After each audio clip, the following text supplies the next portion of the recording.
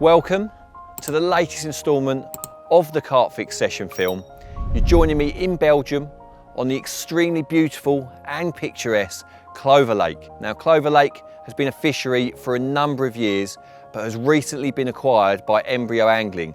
And by the time that you come to watch this video, you will be able to book yourself here for a session yourselves, or even fish in this very swim that I am. Now, the lake is roughly 15 acres in size. It's said to hold in the region of 250 carp, with around 25 over 20 kilos. The exact numbers are not known yet because it's all early days for this fishery.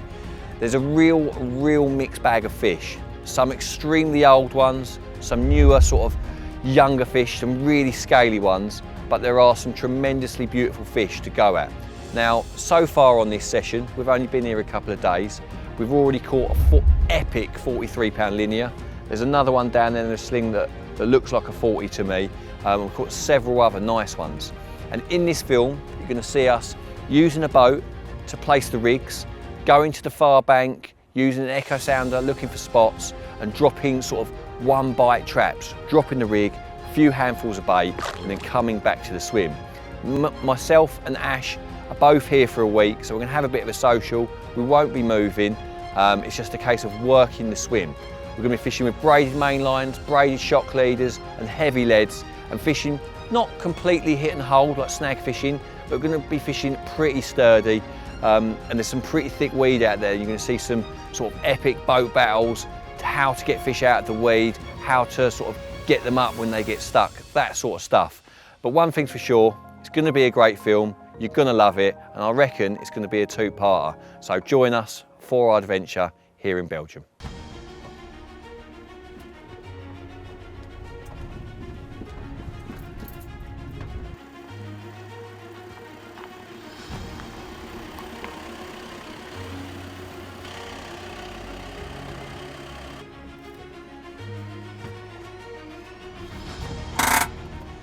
So the Carp Arena complex, including Clover Lake, are situated just over the French border into Belgium and just 1 hour from Calais. So if you set off at a good time from the UK, you can have your rods out by early afternoon.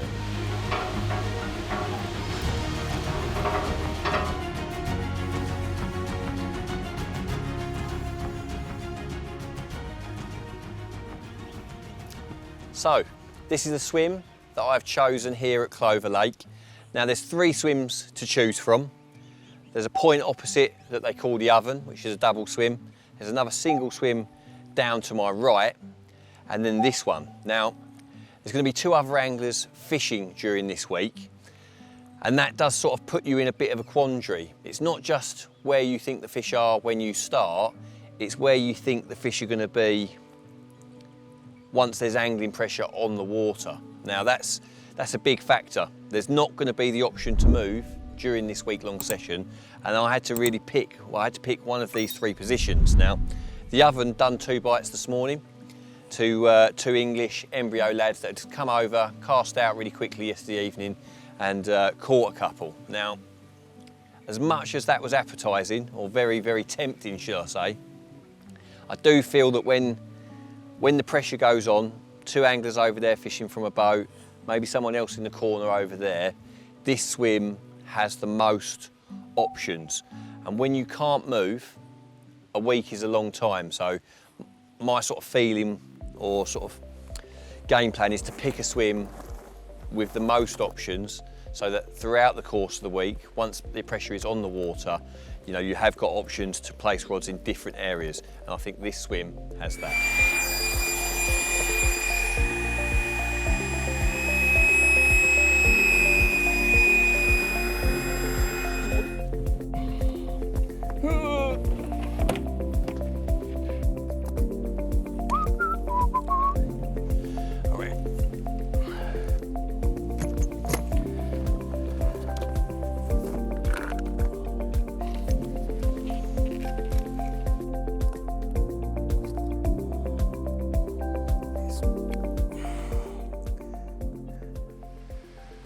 Right then, 2 of the 3 rods are in position.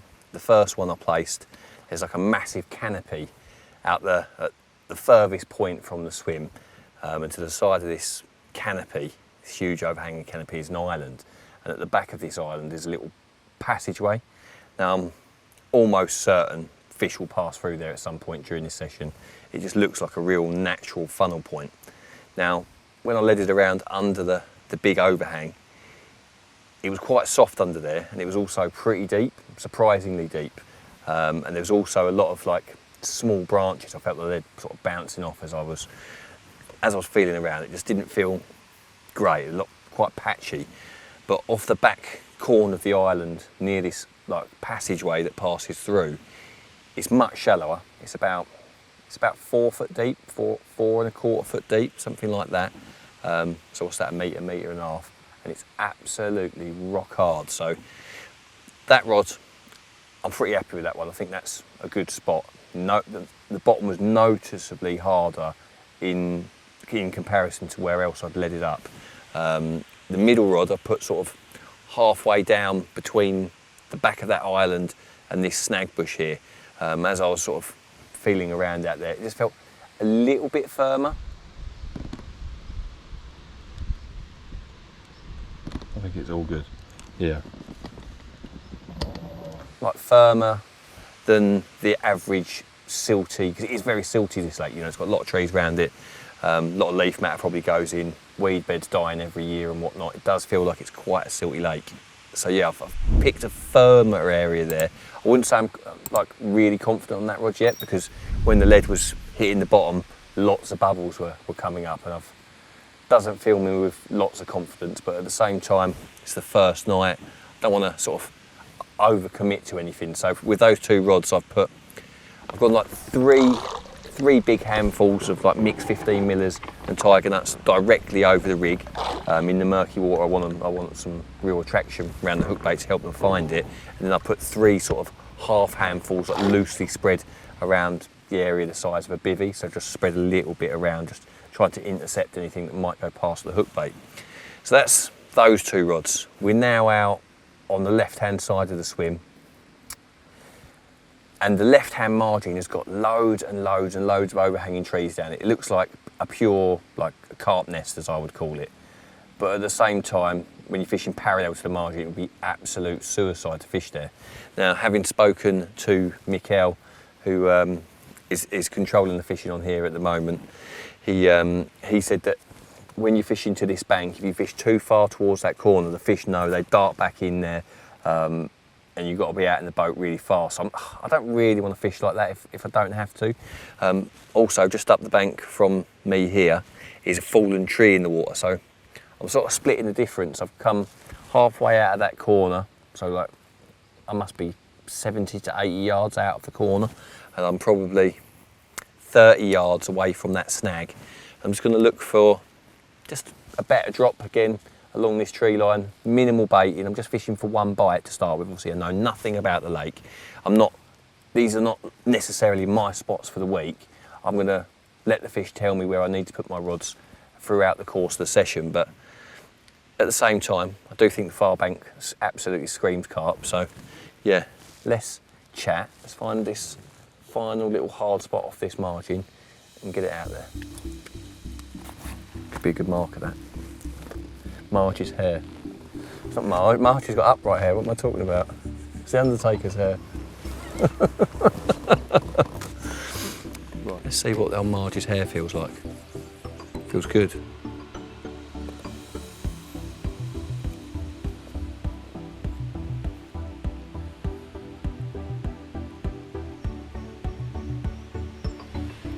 Tell you what, it's not overly soft here in comparison.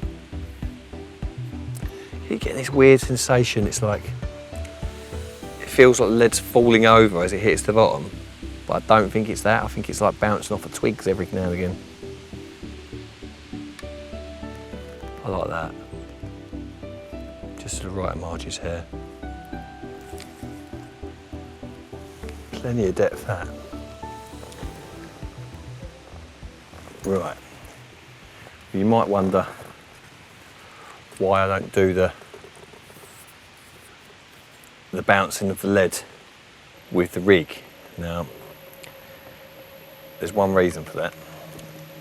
my hooks are as sharp as they possibly can be, and I don't want to be bumping them up and down on the bottom on any debris that might be down there, just taking that edge off them, you know. I've got one hook here, I don't want to be getting a bird hook point. When placing the rig as well, I always sort of swing it away from me and try and feed it down with the lead coming back to me, just to make sure that the rig lands away from the main line.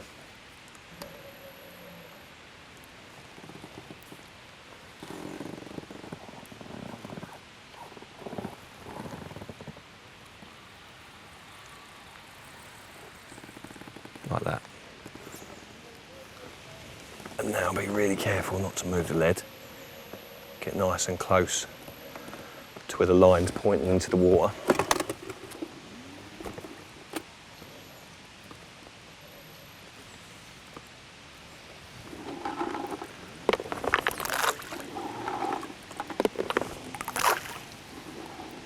And then just a few scattered about.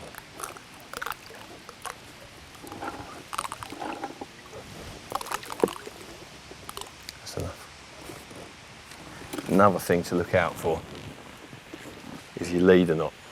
If you've got leaders on, just be careful until that's come off the spool, because you could easily get caught on the reel, jam tight, and move the lead off the spot. And that's the most important thing from once the rig is in position, is not moving it and going back in a straight line.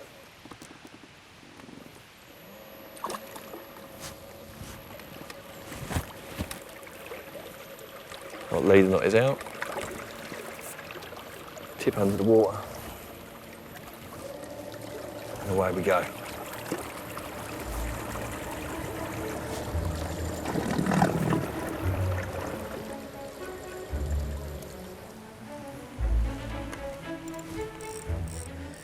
Well, it's been a very, very long day, but all the rods are in, all the gear is set up, and even Ash has managed to get one rod out.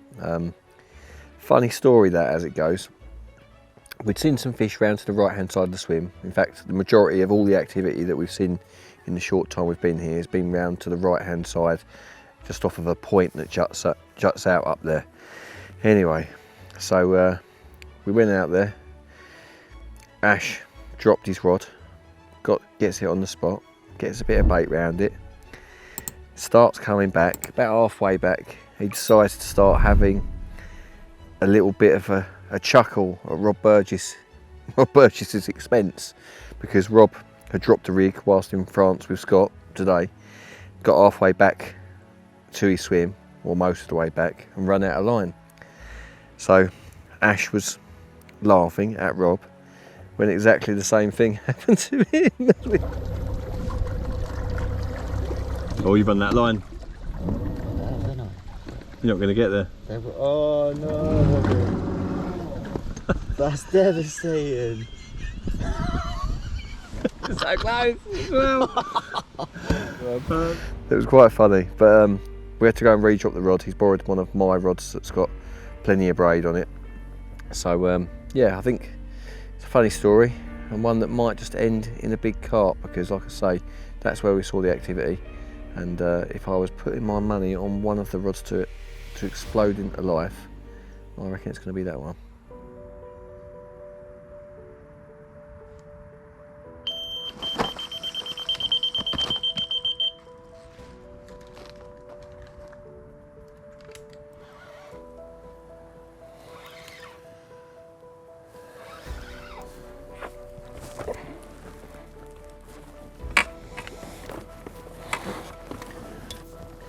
Well, that didn't take long at all.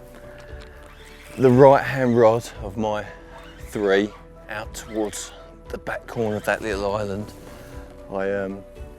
Just was sitting there having a beer earlier, just it was getting dark, one showed right over it.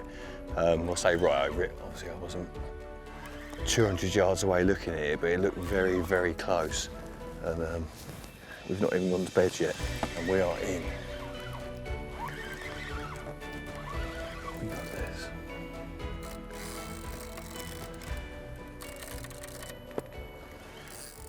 when you're in a boat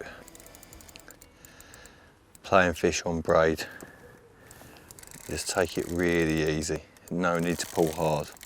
You know, you're out right above the fish. No snags, maybe some weed, but nothing to worry about. Strong tackle on, just want to be careful not to pull the hook. Take your time. I reckon it might be foul hooked. It's coming in really slow.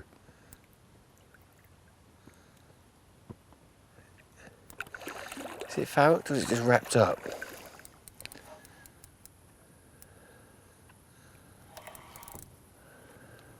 No, it's not foul hooked, it's just wrapped up. It's good.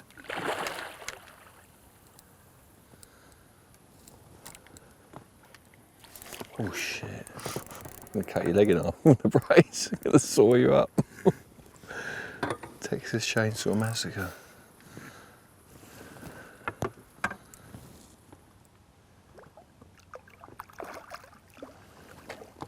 Right, I reckon we're getting close here. God, it don't want to give up, does it? I reckon I might be out scooping without him even realising. Doing laps of the boat. First one's always the hardest. Pressure is off. And we've got one in the net. Lovely. Oh mate, that's flies, man. Oh.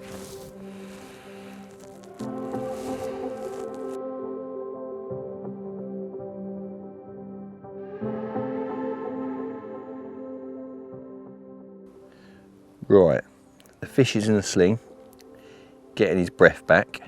I'm going to get the rod back in position before we get him out. It's far too early to keep him overnight. It's only like 10:30 in the evening, so like I say, I'm going to get the rod straight back out, and then after I've got the rod back in position, get him out, have a little look at him before getting our heads down.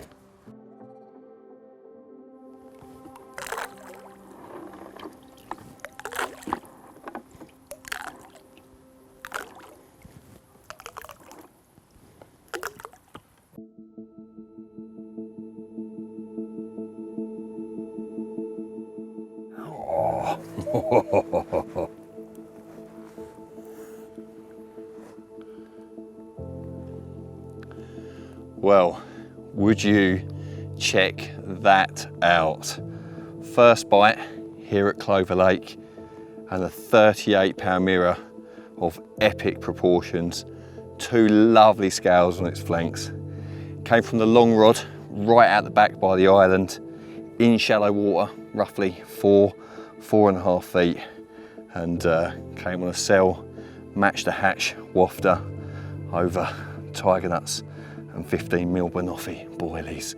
A mega start. Oh yeah.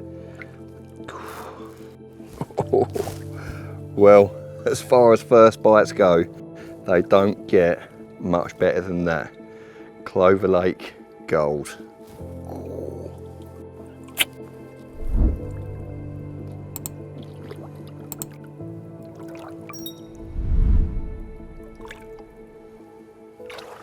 Yes.